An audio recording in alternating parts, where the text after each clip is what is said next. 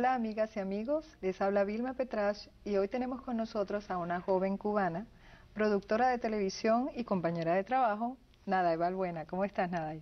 Muy bien, Gracias por venir. No, gracias por invitarme. Bueno, Naday tiene una historia muy interesante, es una joven que de hecho salió de Cuba cuando tenía 22 años. Quisiéramos un recorrido precisamente porque yo la semana pasada entrevisté a una persona sobre la motivación que tienen los jóvenes en Cuba o para irse cuando son expuestos a las posibilidades que se le presentan en otro mundo, en una sociedad congelada en el tiempo, versus quedarse, la difícil escogencia que pasan en general muchos cubanos, pero también una población joven. Quisiera empezar por ese, digamos, aspecto, para luego llegar precisamente a lo que te llevó, te hizo desembocar profesionalmente en la producción muy retadora, muy estresante a veces no todo lo recompensante que pudiera ser, pero al mismo tiempo muy dinámica, que es la producción de televisión. Okay. Vamos a empezar por qué te hizo salir de Cuba a los 22 años de edad.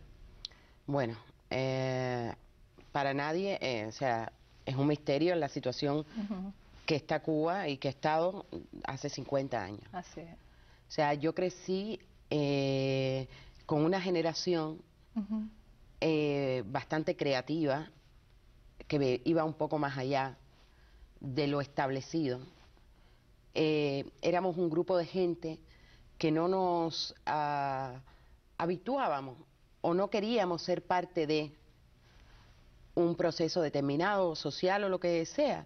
Lo que pasa que, o sea, no nos gustaba y realmente éramos tan inmaduros que no, a una edad determinada, y algo no nos gustaba, pero no sabíamos qué. ¿Cómo articular? Exactamente, cómo estructurar, sí, claro, esa manera de no sentirte a gusto en esa sociedad. ¿Por qué? Porque a los 15 años nadie piensa, ni tiene un discurso político sobrehecho, ni mucho menos. Lo que pasa es que algo nos gustaba de otro mundo. Nos gustaba la música, nos gustaba la literatura. ¿Cómo te exponías, por ejemplo, tú a los 15 años? Pues tú saliste a los 22, pero ¿cómo te exponías en ese periodo cuando tú empiezas a descubrir hay otro mundo fuera, dinámico, que está cambiando? A través ya te digo, a través casi de la cultura y el arte. O sea, en la manera en que te planteas cómo se hace la música o cómo oyes la música, que muchos creadores en ese tiempo la hacían, ¿no? Era con mensajes subliminales, qué sé yo, venían amigos que te traían un disco que tú decías, wow, o sea, existe esto en otro lugar, o te traían una ropa determinada, o veías que alguien tenía algo que allí no se fabricaba, no sé, pequeñas cosas que pueden ser hasta cierto punto frívolas, pero parte de la edad, con lo cual en esa edad no lo eran. Y entonces, no sé, te empiezas a interesar por otras cosas, empiezas a ver el mundo un poco más allá de la realidad que te rodea. Pero ya te digo, no fue una cosa determinante decir con 15 años, yo me quiero ir de aquí. No, yo tenía mi familia. Podría decir, esa aspiración que tenemos todos los seres humanos, aspiración de libertad, aspiración que nace en el ser humano. Exactamente, o sea, ir un poco a ver qué hay. En mi caso, pasó con 22 años, tuve la oportunidad de irme a vivir a Madrid y con una rara característica en lo que iba del avión de La Habana a Madrid, yo pensé en ese momento, yo no regreso más. No regresa. Y cuando llegué a Madrid me di cuenta que había otro, o sea, ya un mundo por descubrir, pero había más mundo todavía, y ahí ya estaba la posibilidad. Déjame hacerte esta pregunta con respecto a tu familia, porque aparte de esa aspiración de libertad, tú eres desfragmentada como toda la familia cubana. Como todas las familias cubanas. Tu padre, sin embargo, fue un periodista destacado. Tu madre, una mujer metida en el área de comercio, además una mujer muy dinámica y muy, yo diría, libre de no ser dependiente del esposo, y sin embargo tus padres fueron ambos una gran influencia en ti. ¿En qué sentido, por ejemplo, esa influencia se presentó en la escogencia tanto de tu partida, o sea, de decidir aspirar a otros mundos? La no saturación de un discurso político en casa. Era un discurso político único el que veías afuera, pero en casa había armonía. ¿Tu padre era un hombre dedicado también al mundo del arte? Era periodista. Sí, pero literario. Sí, por supuesto, era un tipo que leía muchísimo, se relacionaba con intelectuales, pero también se relacionaba con el carpintero, o sea, no pasaba nada, o sea, no vivía una élite, ni mucho menos, era un tipo absolutamente modesto, tipo muy inteligente, muy abierto, muy mundano, ¿no?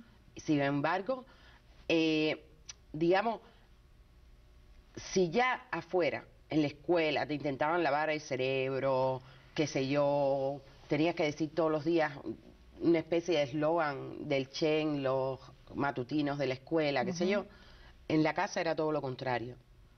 No había una oposición a eso, ojo, a lo mejor por miedo, qué sé yo, pero a mí nadie me dijo que había que creer en absolutamente nada.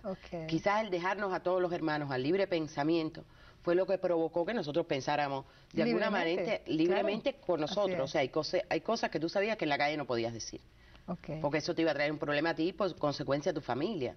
Tu padre muere antes de... Sí, yo tenía 14 años. 14 años. Ese fue, me imagino, un punto de inflexión también para ti, ¿no? Sí, fue un detonante porque tuvimos que aprender a vivir sin la figura paterna. Mi mamá de pronto se encontró con hijos que ya estaban crecidos, pero también ya tenía un doble reto. Seguirnos un poco... Dos hermanas, otra hermana hembra y dos varones, ¿no? Ajá, somos 4 hermanos. Entonces, ella estaba muy inmersa en cómo sacar todo un montón de cosas adelante, asumir su dolor de quedarse viuda después de 25 años, qué sé yo, y con una hija adolescente. Y cuando tú pasas ese periodo como 7 años, de hecho, la decisión que tú tomas es en esa época del periodo especial aproximadamente, en esos años, ¿no? Sí, claro. Es sumamente duros para Cuba y tú decides salir, pero ya en ese entonces me decías que, me comentaste antes de, bueno, cuando te pregunté sobre este tema, que tu madre ya había decidido irse, sí, ¿no? Sí, en el año 94. Con un hermano tuyo que también decidieron... Justo un poco antes. ¿Qué te hizo? Bueno, te fuiste a España antes y luego, bueno, viviste allá como 5 años, allá encontraste el amor además, te casaste. Mi esposo español es increíble. ¿Y cómo fue tu experiencia cultural? Primero, de venir de una sociedad tan cerrada, tan poco expuesta a los cambios del mundo, a un mundo desarrollado, lleno de estímulos por todas partes. Pagué novatadas, lo que tú no tienes ni idea, de comerme cosas con cáscara que había que quitarle, hasta, yo qué sé, las cosas más absurdas que te puedan pasar viniendo de una isla en el Caribe, aislada, rodeada de mar, a aquella cosa milenaria que es la cultura europea, ¿no? Que tú dices, wow, llega y de todo, te pasa de todo, de todo. Y luego, ¿qué ayudó? El idioma. ¿Cómo te sentiste recibida? Pues tú me decías que la dicción, por ejemplo, al principio no te entendían. No, hablábamos muy rápido. Yo siempre digo que muy alto además, me reeduqué, aprendí un poquito a pronunciar más las R's y las S, comidas propias del Caribe. Y entonces aprendí a que había otra cosa, o sea, era un mundo nuevo que existía, al que estaba ajena y al que tenía que incorporarme sí o sí. O sea, yo no podía seguir con majaderías o con residuos del subdesarrollo aquel donde yo venía, ¿no? ¿Y qué ayudó? El idioma. Venimos de España. O sea, esa cultura que... Bueno, además siendo la última colonia de España en América, pues Cuba tiene mucho de... Te también, es ¿no? ajena. Claro. Para nada, para nada. Yo me incorporé enseguida y fui muy bien recibida. Fui muy, muy, muy bien recibida. Con cariño. Todo lo que venga de Cuba... digamos que es un poquito exótico. Ya es la cosa, o sea, han ido incorporándose más cubanos, la gente se ha ido más en tiempo después. Pero en el tiempo que, no sé, yo conocía los cubanos estaban muy condensados en Madrid. Casi todo el mundo se conocía. ¿Hay una vida activa de la cubanidad? Sí, cómo no, muchísimo. Literaria, cultural. Exacto, cuando yo llegué ahí, empezaron a aflorar para los 97, 98, así, restaurantes cubanos, tiendas de botánicas donde se venden artículos de religión, qué sé yo, fiestas en las discotecas cubanas, donde los españoles iban a aprender a bailar salsa o a bailar, a interrelacionarse un poco, porque para ellos, en cualquier caso, o sea, hace un tiempo estaban bastante, yo creo, ajenos al mestizaje, ¿no? Y tenerlo de cerca yo creo que ¿Y tu parte artística, parece bien? cómo se vio estimulada por ese ambiente que en parte era encontrarte con lo cubano en Europa, en España, expuesto a otras cosas, Francamente, a otras corrientes? Me dio alegría porque llegué sola. Reencontrarme con un grupo de amigos que ya conocía de Cuba allí fue bueno, era una parte de mi casa allí.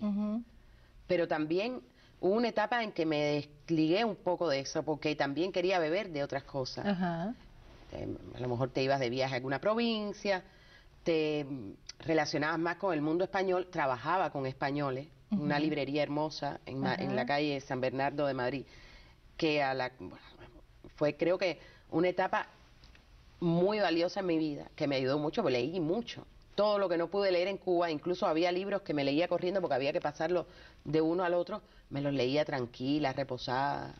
¿Y qué te hizo, por ejemplo, siendo que por lo que cuentas y transmites, tú viviste una vida muy rica desde el punto de vista humano, desde el punto de vista de tus experiencias, desde el punto de vista artístico, desde el punto de vista también de tus talentos literarios, de tu vocación literaria? ¿Qué te hizo dar este salto, venirte a Miami? Me imagino, bueno, hay lazos afectivos, tu familia, tu mami, Mi mamá y tu mi hermano hermano. están aquí. Me imagino que ese fue un punto, pero ¿qué otras razones te hicieron dar este salto? Yo creo que un poco también buscar la otra parte de la vida que también necesitas, ¿no? Que es la parte material. O sea, establecer una familia, tener una casa compartida con el banco. Claro. Normalmente es del banco y Claro. nosotros vivimos en ella. Es mía, el banco me deja pintarla y poner el cuadro donde yo quiero y poner una puntillita, pero no sé, buscar un poco la vida. Europa es duro. Es duro. Y caro. Y encontrarte en Miami, porque Miami tiene ciertas características particulares, es un mundo multicultural de islas humanas que se comunican por celulares y van en carros, donde nunca encuentras el centro. Eso, sí. No, o sea, nunca llegas al centro. Exacto, y sin embargo es un mundo rico culturalmente, precisamente por esa mezcla, ¿no? O sea, con el tiempo aprendí que Miami sí es un lugar donde confluye la cultura. Lo que pasa no es Europa, en Europa la cultura te encuentra a ti. Si tú vas por una calle y te encuentras una galería que encima es gratis, dice serigrafía de Picasso, qué sé yo, y de pronto tú entras y dices, wow, y sigues y coges el metro y te vas a tu casa. Aquí tienes que ir a buscar el arte, pero hay galerías, hay viernes de galería, la gente hace conciertos. Esto es una ciudad que además es como curioso porque un montón de gente de otras ciudades del país, artistas súper reconocidos, vienen y hacen conciertos aquí, nadie se entera. También las entradas son un poco caras a los lugares, claro, ¿no? Pues tú no crees que ahí, y precisamente te lo pregunto porque pero en vez de gastártela a lo mejor en el mall, pues yo abogo por pagarme la entrada e ir a ver un homenaje a Ella Fitzgerald. O irte a ver a Michelle Camilo, o irte a ver la parte del jazz que me gusta mucho, o irte a un concierto de rock and roll en Fort Lauderdale. O sea, ¿tú crees que parte de la parte económica, y te lo pregunto un poco dentro de esta conversación dinámica que estamos teniendo? Ojo, esto se contradice un poco con mi criterio de cuando llegué. O sea, yo nunca fui tan optimista con respecto a Miami. Y ahora sí. A partir del crecimiento que he tenido como persona, en lo profesional y tal, le he visto un poquito menos la parte esa fría o sola que te ofrece Miami cuando tú llegas de carreteras y casas, ¿no? Pero claro, una vez conociendo la ciudad te das cuenta que no es así y que el progreso que yo he tenido aquí en Estados Unidos jamás lo hubiese tenido en Europa por otras condiciones. Que Miami está lleno de mundos por descubrir, dirías tú, y que simplemente a veces no tenemos tiempo porque vivimos para trabajar. Claro, ¿no? Para poder entonces tener televisor de plasma en lo que te puedes hacer yoga también. Y esa analogía a mí me encanta porque es Miami, puedes, o sea, tener un televisor de plasma y al mismo tiempo sentirte relajado y hacer yoga, ¿no? Déjame pasar a la segunda fase que quería precisamente conversar contigo. Tú eres productora, pero de hecho eres periodista, te graduaste en la Universidad de Miami como una decisión personal. Exacto, y decidiste transitar al mundo de la televisión. ¿Cómo fue ese proceso? ¿Por qué no te dedicaste al periodismo básicamente a ser, por ejemplo, reportera, a aparecer en los medios versus te dedicaste al otro mundo, yo diría, mucho más exigente, porque no se ve, estamos detrás de las cámaras. Estamos pero produciendo, lo que sale es mi culpa, es mi resultado. Sí, exacto, con una altísima carga de responsabilidad. ¿Qué te hizo decidirte por la producción de televisión? Las circunstancias, las oportunidades que se me presentó. ¿Cómo comenzaste?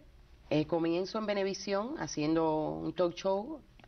Era freelance. La pasé muy bien. Aprendiste montones, muchísimo, me imagino, claro. Al lado de un colega tuyo venezolano, que era el productor ejecutivo del programa, y que me enseñó mucho, me enseñó mucha disciplina además. Éramos un equipo bastante sólido. ¿Cómo se llama? El productor Francisco Arrieta, Francisco Arrieta. a que le agradezco mucho. Y ahí trabajé con mucha gente que quiero, mujeres increíbles también. Y después de... Después paso al Canal 41 a producir Arrebatados con María Laria. O sea, María es ya lo más.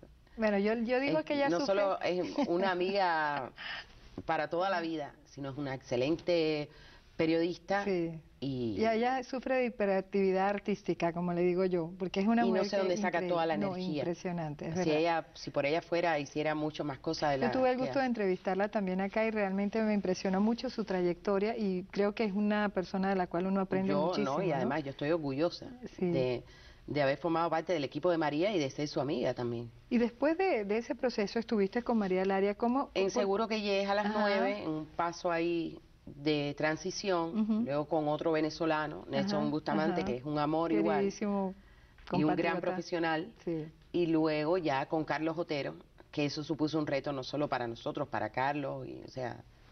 ¿Cuál es el reto más importante? Primero porque tú tienes que producir un programa que haga reír a la gente. Y en un momento como este en que la gente tiene tantas razones para no reírse, es mucho más importante llorar, reírse. Claro. Sí. ¿Cómo es ese reto? Además, tú eres la única mujer en ese mundo de producción masculina que te rodea por todas partes. ¿Cómo has hecho, Naday, para hacerlo y lograr el éxito que ustedes hacer reír, tienen? yo siempre digo, y aunque parezca una contradicción, o sea, hacer un programa todos los días, 1 hora, en vivo, de lunes a viernes, es como esas películas que la gente lo amarran en una línea de un tren y que no se puede zafar y el tren está ahí, pero de pronto logra zafar. Así es. Y sientes la tranquilidad porque no te aplastó el tren. Bueno, esas son las 10 de la cada noche lo siente. Ajá. ¿Cómo es el proceso diario de producción? ¿Cómo dirías? Es una locura porque tienes que lidiar con un montón de imponderables. De cosas que a veces no puedes, los invitados, el booking de personas. Los invitados, el invitado que se cae a última hora. Cómo hablar con tus colegas de trabajo, con tus compañeros de trabajo sin que nadie se sienta ofendido. Cómo decirle que algo no te gusta sin faltarle respeto al tipo que está creando detrás de una computadora, un libreto del cual se puede reír mucha gente. Pero siendo mujer y siendo que yo creo además que podemos decirlo abiertamente, como muchas otras culturas latinoamericanas, los hombres cubanos son machistas. Mucho, y Caribe en general. ¿Cómo has hecho, por ejemplo, tú, para enfrentar un mundo que normalmente es masculino, hasta las formas de lenguaje? Yo, por ejemplo, que también me ha tocado hacer estas cosas, a veces oigo hablar y dice, bueno, es otro mundo y hay que aceptar que así se comunican los hombres, ¿no? Las bromas, las cosas que se dicen. No, eso es muy simpático, es muy simpático, porque además... a veces oyes cosas que te molestan, como es lógico. Que son sexistas, diría, muy sexistas. Entonces tú miras y dices, chicos, maduren. O sea, hay un montón de mujeres que han muerto intentando emancipar a otras. O sea, un respeto por esa gente. Es verdad, no para reírse, pero es verdad. Y ellos probablemente no conozcan esa historia de lo que ha sido la lucha de la mujer, también, ¿no? porque he aprendido a ver el lado humano del género masculino. El lado más por ejemplo, humano. Escritores o productores que están pendientes de los hijos, tienen que irlos a buscar al colegio, quizás por la flexibilidad que te ofrece este medio, son los encargados de irlos a recoger al colegio, regresar, seguir en lo que estaban, incorporarte a la reunión, ya vengo ahora, o mi mujer no puede, tengo que, ahora imagínate tú, ahora tengo que ir y pasar a buscar la leche al supermercado, ¿no? Claro, pero es un medio que es paradójico, Naday, porque así como te ofrece flexibilidad, no es una profesión, es una forma de vida, te absorbe, vives te absorbe y es adictiva. Es adictivo. Llega un momento en que la adrenalina en tu cuerpo llega a un punto que cuando descansas estás que no sabes qué vas a hacer, o sea, es una cosa muy rara, sobre todo cuando sales de vacaciones, que descompresionas, dices, bueno, y esto como yo me siento, a mí me falta algo, ¿no? Los códigos, por ejemplo, que ustedes hacen, por ejemplo, para poder hacer una producción diaria sumamente retadora, ¿qué combinaciones están utilizando o utilizas normalmente entre el escritor, del sketch que tienes que hacer, versus la persona que es una actriz que te va a protagonizar o te va a hacer, versus, ¿cómo haces esta combinación diaria? Eso, bueno, entre todos. Hay un productor ejecutivo, estoy yo, son 2 escritores y el resto de productores creativos que hace videos, que te hace fotos, que busca historias también. Entonces es parte de un proceso en conjunto. una idea te puede gustar más o menos, pero se discute. Y a veces no te pones de acuerdo. ¿Y qué haces esos días, Naday, en que tú sabes que a veces uno llega con la energía, así como la tienes un día la adrenalina altísima y la productividad la tienes a millón, un día que simplemente la productividad la tienes en cero o en subcero? ¿Qué haces? ¿Cómo haces ahí para salir ese día adelante? Cuesta nada, ya en la medida en que te conectas, ya empiezas a oír esta idea que te genera otra, que te genera otra. Hay días que no tienes ninguna. O sea, no le puedes pedir al cerebro generar todos los días una idea brillante, porque eso es imposible ni siquiera para los brillantes ya establecidos, ¿no? Pero sí es difícil. Tienes que conectarte y conectándote, oye, ¿qué hay para hoy? Qué sé yo. A veces lees las cosas con desánimo, pero de pronto se te ocurre que viste. Pero ya te digo, es complicado porque el resultado final a veces no es lo que tú te esperas, y a veces hiciste un gran programa y viene alguien o una crítica y te lo desarma sin tener idea. ¿Cómo haces, por ejemplo, para enfrentar? Porque yo creo que lo más duro de este tipo de trabajo es que se ve lo malo, pero lo bueno casi siempre se toma for granted, tú sabes. La crítica siempre es válida. O sea, yo estoy en pos de construir. Claro. Yo prefiero ser constructiva en ese sentido. No tomo mal las críticas. Y a lo mejor mira desde el punto de vista chistoso. O sea, de la crítica, una de las cosas que más me interesa es que esté bien redactada, como te decía ayer, y que no tenga falta de ortografía, porque eso a mí me supera. O sea, que un ceboruco venga, que sepa menos que yo y me critique, o que no tenga ni idea lo que pase adentro, lo que se sufre. Uno se divierte mucho, yo me divierto un montón, pero también se sufre mucho. Y que alguien que no esté viéndolo todos los días, o que no tenga la capacidad ni siquiera de llamarte y decir, oye, ¿cómo lo hacen? Venga y especule sobre mi trabajo, y encima mal redactado y con falta de ortografía, ya es como para pegarse un tiro, ¿no? Es una carrera, dirías, llena de... Y esa gente, perdón, crean estados de opinión. Sí, desgraciadamente crean estados de opinión porque hay otro montón de gente que no... Lo triste es que son personas que hacen eso sin leer cómo están los ratings de verdad, cómo funcionan las cosas, no saben de la producción, no conocen a los personajes, no conocen el trabajo artístico que se hace. Pero además no porque un rating esté bajo un día, una semana, un mes, claro, significa que ahí no hubo un trabajo arduo, significa que no te sacrificaste o que no pusiste lo mejor de ti. Entonces te critican como si tú estuvieras libremente con un abanico echándote fresco, que no es así. Nos quedan menos de un minuto. Si tú pudieras cambiar algo de lo que has hecho, ¿qué cambiarías? Y si pudieras hacer las cosas de nuevo, ¿qué harías de nuevo, por ejemplo? Yo lo primero que haría de nuevo es irme de Cuba con los ojos cerrados. Me pones allí y me vuelvo a ir. Y cambiaría, pues sí, hay cosas, no sé. Que siempre se pueden hacer mejor. Que siempre se puede hacer mejor. Pero siempre lo y de lo único que me arrepiento es de haberme arrepentido. Bueno, ha sido un placer tenerte. Igualmente un placer estar aquí. Una conversación muy corta, siempre se nos quedamos cortas con personas interesantes, maravillosas, llenas de vida y de dinamismo artístico como Naday. Bueno, Naday Balbuena, espero tenerte de nuevo en nuestro programa y los espero para una próxima edición de nuestro programa Temas de Mujer, y no olviden escribirnos sus comentarios a temasdemujer@gmail.com, donde tendremos, por supuesto, otra mujer extraordinaria como Naday Balbuena. Gracias por estar con nosotros. A ti.